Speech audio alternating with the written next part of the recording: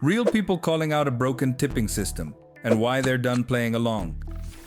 I am not paying extra thank you money on top of a full bill. If a job exists, the employer should pay a real wage for it. We do not slip cash to doctors or firefighters for doing their jobs. But somehow it is normal to patch servers' paychecks with guilt money from customers. That is not generosity, that is a broken system. Under federal rules, tipped workers can legally be paid $2.13 per hour in direct wages, with the rest expected to come from customer tips, which critics say shifts basic wage responsibility from employers to diners. Tipping made my income a roller coaster. One great shift, one dead shift, same rent. Some months I was fine, some months I was choosing between bills and food. That is not flexible income, that is gambling with your life. A normal job gives you a stable paycheck. Tipping culture does not. A 2024 policy brief from the Center for Economic and Policy Research on tipped workers notes that their earnings can swing sharply just based on which shift they are scheduled for in the same restaurant, creating large and unexpected fluctuations in earnings and making their pay much more volatile than other workers.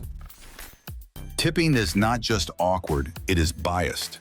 If your pay depends on who likes your face, your accent, your skin, your body type, you lose before you start. People pretend they tip only for service, but the data say otherwise. I am not a fan of any system where income depends on a stranger's prejudice.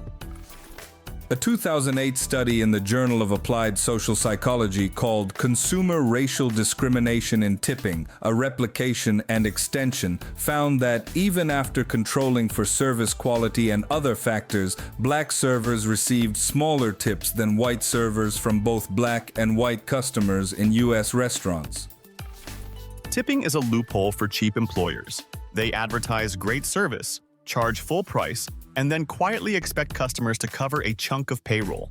Workers end up begging for decent tips, and owners get to say it is the culture. If you run a business, pay your people.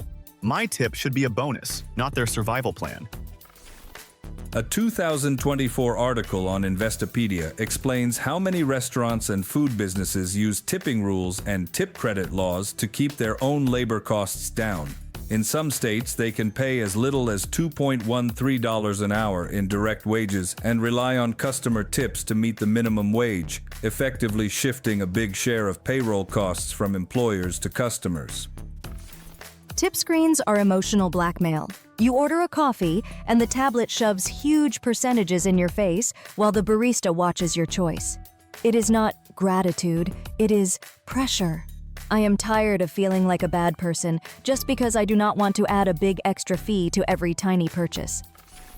Capterra's 2023 Tipping Fatigue Survey of 782 U.S. consumers found that 70% say they are being asked to tip too often, and 50% report feeling manipulated or tricked into tipping by checkout tablet screens, showing strong social pressure around digital tip prompts.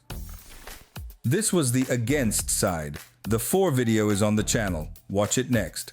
And if this one hit you, drop a like, share it, and stay tuned.